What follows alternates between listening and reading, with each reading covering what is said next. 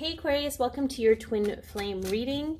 This is a general reading, so take what resonates, leave the rest. Some of it might be for you, some of it might be for someone else. You could be a sun sign, moon sign, rising sign, or Venus sign Aquarius, or you could be watching because your divine counterpart is in Aquarius. Either way, I am grateful that you are here. You can follow me on Instagram at Candi Wishman. And if you would like a personal reading, you could request one through my email or my website, which is in the description box below. I also have a Patreon account that helps guide those who are in the twin flame journey through this journey. Okay, so let's just get going on this. Let's get the energy between the two of you. Okay, protection. Okay, we also have peace in the hard work that's going on and knowing that it's leading to love. Okay, love of self, love of one another, but it's an understanding that there's some protection here. Your connection's protected, the journey is protected. Okay, knowing that you're safe. Okay, some of you may have had trouble sleeping, and not necessarily in regards to the connection itself, but for those who need this message to know and understand that you are protected, you can ask your angels and spirit guides, your soul guidance team, to come in and help you with a peaceful sleep to keep you protected from whatever it is you're worrying about right now. All right, let's get into your energy here, Aquarius. Get that patience. Okay. I feel some of you are learning to recommunicate in the language of love, and that there's a cycle ending, and you know that the cycle is ending, and you're being very patient about it. Okay. All right, let's see where your energy is at with this patience. Okay.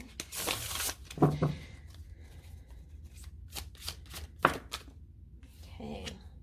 So we have the Hanged Man in reverse. Some of you are, it's really interesting, like what they're showing me. They're showing me a gymnast that's put so much power into their tumbling that they over tumble.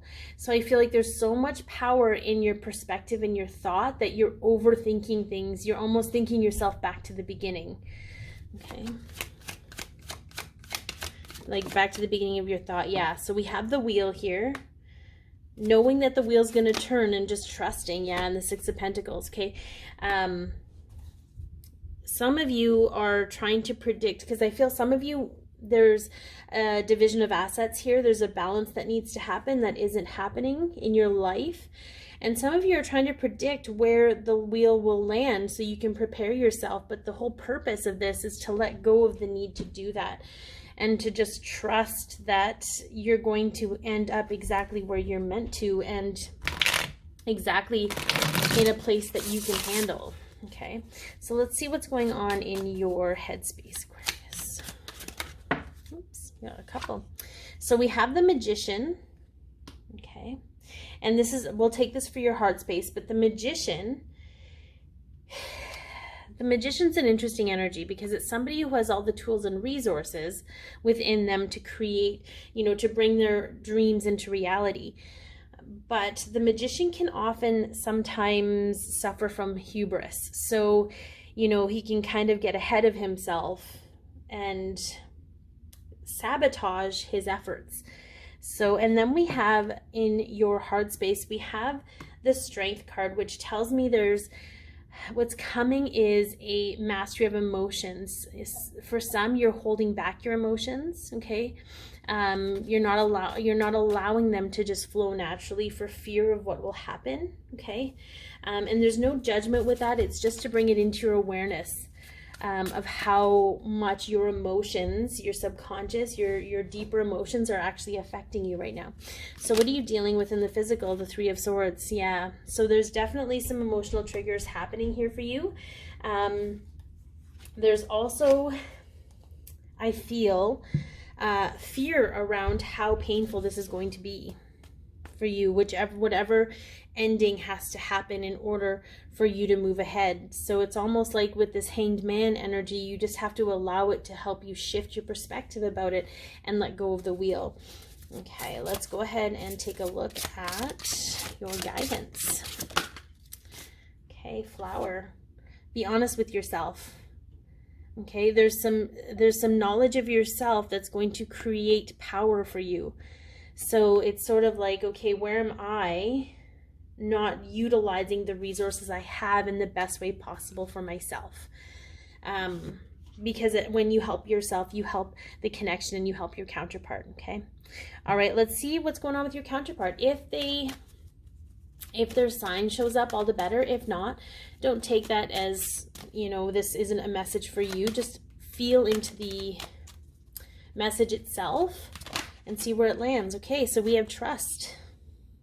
Okay, it's a 32, so we have freedom through change, communicating that peace is needed here, that change needs to happen, and just trusting the process. Okay, being guided to trust the process. If you have a hard time trusting the process, chances are your divine counterpart also has a hard time trusting the process. So let's see what we have here.